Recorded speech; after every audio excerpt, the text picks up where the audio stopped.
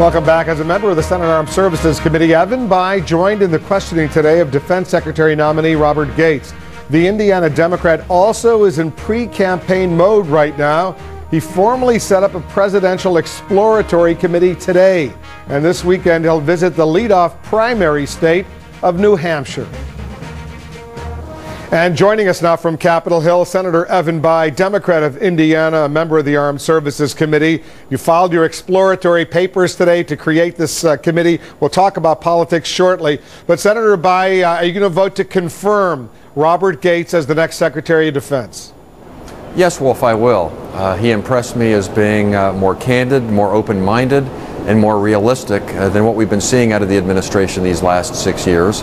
But that said, Wolf, simply changing the faces in the Pentagon isn't enough. We need a new policy, and that depends on what's going on in the president's mind. And I'm not convinced that the president quite yet understands what needs to be done in Iraq. But you have to give the president some credit for bringing in Gates, who said, the president said, I want a fresh pair of eyes and some new thinking, because clearly they're not very happy with what's happening on the ground.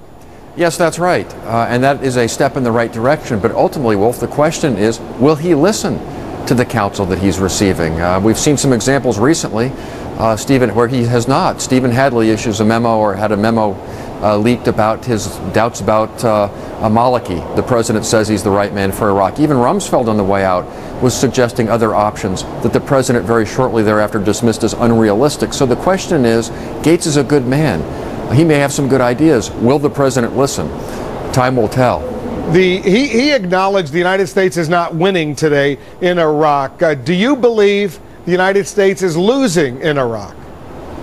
Well, things aren't going nearly as well as they need to, Wolf. Look, 13,000 Iraqis have died in the last 4 months. That's the equivalent of 150,000 Americans dying in a 4-month period. So clearly there's not the kind of stability there necessary for us to for things to go well. But whose fault is that? Well, Prime Minister Maliki indicated it was the politicians in Baghdad's fault, and he's right about that, Wolf. Look, this will not be solved in Washington. It can only be solved in Iraq, and it's not going to be solved by Americans, including the President of the United States. It can only be solved by Iraqis. Are they willing to make the hard choices necessary to live in one country? Can they begin to think as Iraqis first, rather than Sunni, Shia, and Kurds? It's not clear that they can, and to date they have not. That's what needs to be done. What is the single most important thing you would like to see President Bush do right now? I think announcing that we are not going to stay in Iraq forever, that we are going to set a flexible, emphasis on the word flexible, timeline for bringing our presence there to closure would be a wake-up call to the Iraqi leadership, Wolf, and what it may take to get them to begin to do what only they can do. We've tried for 3.5 years now of telling them we're going to stay the course, don't worry, we're with you, reassuring them and all that. It simply has not worked. We've got to try something else, and I think a wake-up call like that might be what it's necessary to get them to make the hard choices to try and stabilize that country. Has he done anything right as far as Iraq is concerned, the president?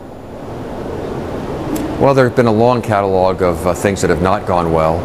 I'm sure there are, Wolf. It's difficult for me to think of one off the top of my mind. But look, this latest statement that he wants a fresh set of eyes, let's hope that that's a sincere willingness to reconsider. And as I said in the hearing today, Wolf, deciding to alter course need not be a sign of weakness. In fact, it can be a show of intelligence that will strengthen the country and help to promote our national security interests. I've been concerned that the president and those who advise him are so afraid of looking to be weak, they persist in a policy that no longer makes sense, thereby weakening the country, even though they personally continue to look steadfast. And that's not what our country needs. When I was watching the hearings today, I saw among the senators there at least 3 potential presidential prospects, you being one of them, Senator McCain being another, Senator Clinton being a third. I know you disagree, I assume you disagree with Senator McCain on adding another 50,000 or so troops to Iraq. You wouldn't support that, would you?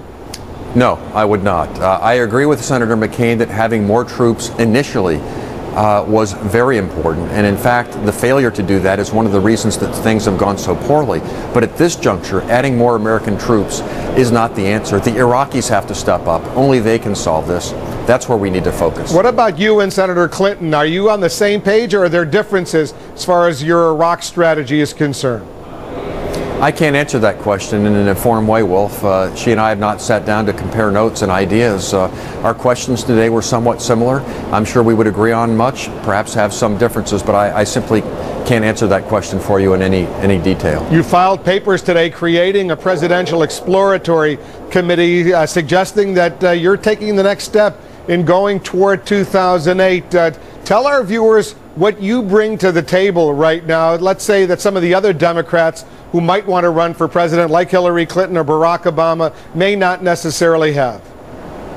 Well, I can't compare myself to the others, Wolf. I'll let you and your viewers do that for themselves. But I can tell you that I have a keen appreciation of the challenges that face our country, an agenda for dealing with those challenges, a proven track record of delivering the kind of results when I was governor of my state that the American people, I think, are hungry for in Washington. And perhaps more than anything else, Wolf, our nation's capital has broken down. We need someone who can unite Democrats, independents, and Republicans in the politics of common purpose to move our country forward. That's not happening today, but it's something I demonstrated repeatedly an ability to do, and I think that's something we're going to need in the next president. You said the other day you're going to need $25 to $50 million to sustain a serious run for the White House. How much do you have already on hand? We have about $10,700,000 on hand right now, Wolf, which is a good start, but there's still work to be done. So how do you do that? Where do you get the rest of that money? From people who believe, as I do, that the country needs a better direction, and that they're looking for the experience, the character that I have to offer, and an ability to unite America to move this country in the direction that it needs to go. We are not going to get the progress that our people deserve as deeply polarized and divided as we currently are. Senator Bayh, thanks very much for joining us. Thank you, Wolf.